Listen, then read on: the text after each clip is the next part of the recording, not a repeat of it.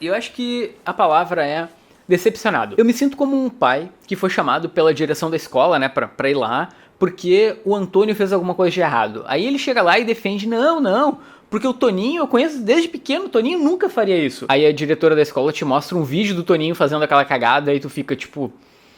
Que piada é bosta. Foi mais ou menos assim que eu me senti quando eu terminei de ler, na semana passada, o Batman do Tom King. E vocês sabem que eu não tô aqui pra criar polêmica, querer exagerar, nem nada assim. E eu realmente não gostei mesmo do que o Tom King fez. E vou tentar dar os meus argumentos. Então esse vídeo ele começa sem spoilers e depois eu falo alguns spoilers sobre a edição 85 do Batman, que é a final que saiu lá nos Estados Unidos faz acho que um mês mais ou menos. Eu já acompanho o Batman do Tom King há 4 anos e acompanho o escritor no Twitter. Então várias vezes ele dividia com os leitores o que estava se passando na cabeça dele. Ele já chegou a abrir uma certa hora que ele estava sem ideias, né? Ele não sabia o que fazer com o Batman. Ele ficou depressivo ao longo do período que ele estava trabalhando no personagem. Então talvez ele não estivesse pronto para lidar com a pressão que era fazer o Batman, ainda mais com a ideia da DC de fazer um gibi quinzenal, sabe? É muito difícil de tu manter, sabe? E também eu acho que ele tinha que pensar na questão do artista, sabe? Tinha que modelar os arcos pra formar os TPBs. O grande plano do Tom King no Batman, como isso não é spoiler, né? Tu deve ter visto desde lá da edição do casamento, é fazer uma Queda do Morcego 2, né? Tipo não é bem uma sequência, mas seria o Bane devolvendo pro Bruce tudo que ele passou lá na Queda do Morcego. Tanto é que a edição 50 termina com o Bane por trás de tudo, né? A gente tem essa cena bem polêmica, assim, dele e todo o plano desde as 49 edições anteriores. É engraçado que a gente critica muito o Christopher Nolan pelo terceiro filme do Batman, mas se a gente for parar pra pensar, o Tom King, ele foi muito melhor que o Tom King, por exemplo, no que ele fez. O ponto é, o Tom King, ele tem ideias ótimas, sabe? Ele tem ideias curtas muito boas, sabe? Tipo, histórias que até ganhou Eisner. Acho que 2 edições do Batman ganharam o Eisner e são lindas, assim. Ele teve uma compreensão muito legal do personagem. Eu acho que até a última história, ela não é ruim, sabe? Ela tem uma... Ele muda um pouco o que a gente pensa sobre o Batman e eu achei muito inteligente isso. O problema é que ele não é bom em fazer plot twist, sabe? Muitas vezes ele tem dificuldade em surpreender o leitor. Isso a gente pode ver pelo final de Heróis em Crise, que foi horrível a 5ª edição, quando ele foi explicar tudo que ele tinha feito, sabe? Virou uma baboseira. Ao mesmo tempo, esse plano do Bane, né? O Bane estar por trás de tudo que aconteceu na vida do Batman nas 50 edições anteriores. Não ficou legal a explicação. Pelo menos eu não gostei. Eu não me arrependo de ter lido o Batman do Tom King, óbvio que não. Pelo menos ele apresentou desenhistas ótimos ao longo do tempo, só que, sabe, quando ele queria surpreender o leitor, várias vezes ele fazia algo sem sentido. E agora eu vou entrar na parte de spoilers. Eu vou contar o que aconteceu e ir comentando enquanto eu conto. Primeiro a gente tem a edição 71 lá dos Estados Unidos, que é quando o Bruce ele acaba perdendo o controle, né? Ele quer dizer que o Bane estava por trás de tudo e ninguém acredita porque o Bane tá lá loucão dentro do asilo Arkham. E nisso ele fica, sabe, cada vez mais estressado e ele dá um soco na cara do Tim Drake. Guarde esse soco, tá? Ele vai ser muito importante por o que vai acontecer a partir daqui. Aí a gente pula pra edição 72, que é quando é explicado que o Bane estava por trás de tudo. E isso eu acho que o Tom King não acertou. Vocês chegaram a ler o Senhor Milagre? Tem uma edição onde a Barda e o Scott Free, eles estão invadindo lá um local super perigoso, cheio de agentes, enquanto eles conversam sobre o futuro do relacionamento, do bebê, como é que eles vão fazer com um apartamento, o que é mega hipster e divertido, sabe? Tipo, cara, você tá vendo uma luta e eles não estão nem preocupados com a luta. Eu achei criativo. O problema é que o Tom King resolveu usar isso 2 vezes no Batman, não em edições que ele tava brincando, mas em edições onde ele queria explicar. Essa edição 72, ela é todo o Bruce caindo na porrada com o Bane, enquanto tem recordatórios explicando tudo o que aconteceu desde o começo do Batman, né, desde a edição número 1, e como o Bane estava por trás de tudo. Só que a forma que ele escolheu não ficou muito boa. O Bane, ele pensa em consequências psicológicas de tudo que ele fez, sabe? Ah, eu vou fazer isso porque o Batman vai ficar triste, depois eu vou fazer aquilo porque isso... Ou seja, ele já tinha a improbabilidade de acertar com a coisa que ele queria que acontecesse de verdade.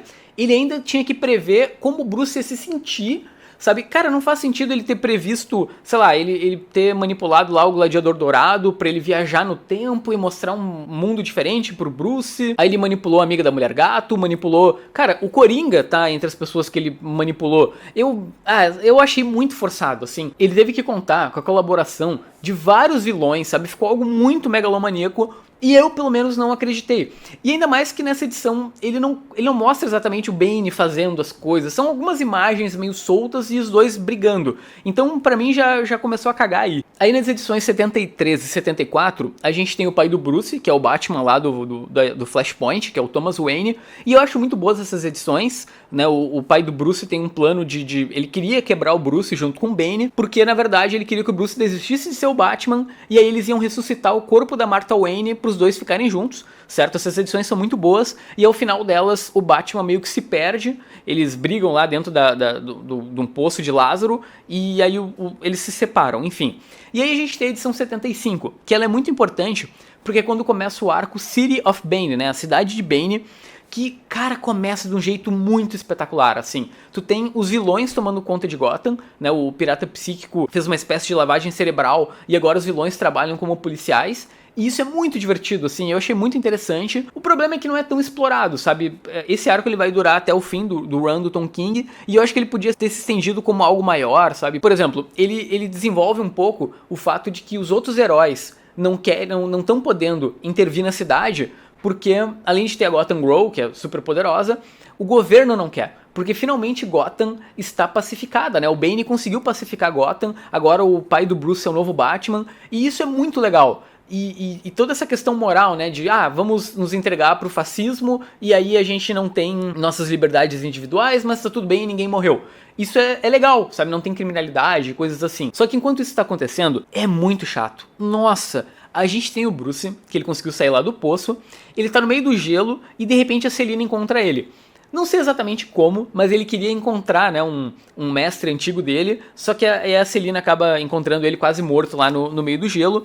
E aí eles treinam um pouquinho, assim, ficam enrolando, indo em cafés franceses, enfim, porque eles querem roubar um veneno do Bane, que é o que dá o poder para Gotham Grow, sabe? Ele precisa disso. Então toda essa parte é muito monótona, porque tu tem a cidade pegando fogo, sabe? O Bane fazendo tudo aquilo, e o Bruce e a Selina curtindo, sabe? E aí na edição número 81, a gente descobre que o Bruce, ele tinha um plano por trás do plano do Bane. Enquanto o Bane queria quebrar o Batman, o Bruce estava agindo por trás. Aí que tá, como ele fez isso? Sabe aquele soco que ele deu na cara do Tim Drake quando ele parecia que estava enlouquecendo? Na verdade ele não estava enlouquecendo, o Batman falou através de um soco com a Bat-família para eles se esconderem porque alguma coisa estava de errado. E de novo, o Tom King explica como ele fez isso num momento onde a gente tem o Batman invadindo lá Gotham junto com a Mulher Gato pra pegar o Bane, e enquanto ele tá indo, né, e brigando com os vilões, a gente tem só recordatórios. Não mostra, ele não mostra pra gente exatamente como o Bruce fez isso. Então não parece real quando é só contado. Sem contar esse plano de recuperar o veneno, que além de gerar edições muito chatas, que era a gente ver Gotham tomada pelo Bane e o Bruce tomando cafezinho, que era um negócio que, tipo, inconcebível, era muito forçado, sabe? O veneno o Bruce conseguiu encontrar, sei lá como, e ele escondeu lá com a antiga mestra dele, só que aí o pessoal do Bane descobriu isso, sei lá também como, porque era uma coisa muito improvável de alguém descobrir, e aí o Bruce foi roubado, aí eles tinham que esperar uma agente lá do Bane levar de barco o veneno de volta, longa história. Tá, mas agora começa a ficar mais legal, certo? Na edição 82, a gente tem o Batman e o Bane lutando seminus, que é divertido, sabe? Tipo, quando eles vão se encontrar finalmente, eles tiram a roupa e vão, sabe, mano a mano. Eu achei bem legal isso. Na edição 83, ela é de quebrar o coração, que é quando o Bruce descobre que o Alfred morreu. A gente tem uma carta do Alfred, sabe? Ele se sacrificando pro plano todo do Bruce dar certo e ele retomar Gotham. Por mais que o plano seja meio bosta, essa edição é muito, muito bonita. Só que aí a gente descobriu essa semana que o mais triste de tudo isso é que, na verdade, não era o Tom King que queria matar o Alfred. Era a DC e... enfim, na verdade era uma imposição editorial da DC Comics. Tá, 2 edições para acabar o Batman do Tom King. Na edição 84, a gente tem a explicação, a grande explicação de como o Thomas Wayne do Flashpoint foi parar no universo DC tradicional e toda essa trajetória dele. Que eu imaginava na minha cabeça que ia ser algo único. Uou, sabe? Ele fez um plano muito louco pra sobreviver lá à explosão e de repente ele foi parar no universo DC, né? Justamente com esse espírito dele de retomar o filho e a família. E aí tu descobre que o plano, e essa edição é legal, tá? Eu gosto dessa edição. Só que, em vez de ser um grande mistério, ele foi levado por um flash. Sabe? Não foi algo que ele tentou fazer e chegar lá, sabe? Ou seja, isso diminui um pouco o personagem. O meu ponto é que não fazia sentido criar um mistério em torno disso e não explicar pro leitor como ele foi para lá, se não era um grande mistério que não fazia nenhuma diferença pra trama, sabe? Pelo menos é o que eu penso. Ele podia ter explicado na edição 51, logo depois do casamento, que isso não ia mudar nada. Nada. Chegamos na última edição, que é quando termina o run do Tom King. O grande final, que é 85, que eu achei muito boa.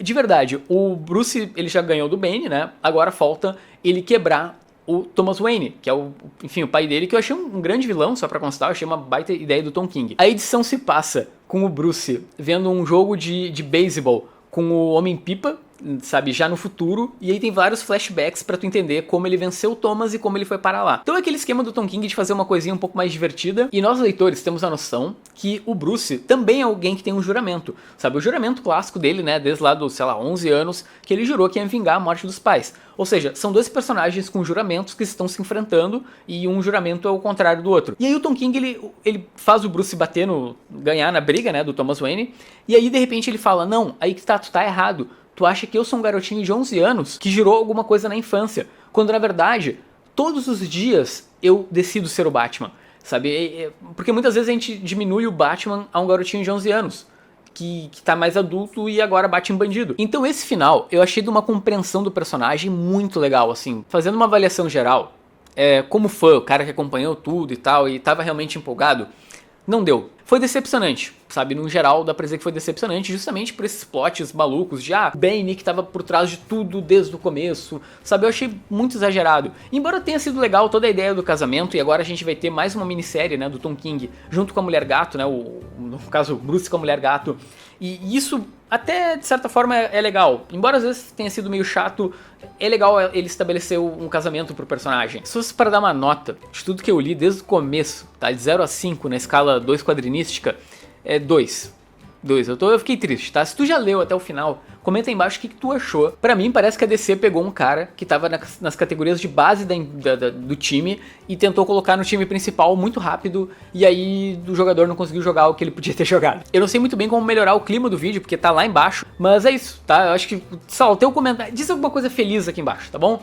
Foi muito bom te ter por aqui, tá? Tchau.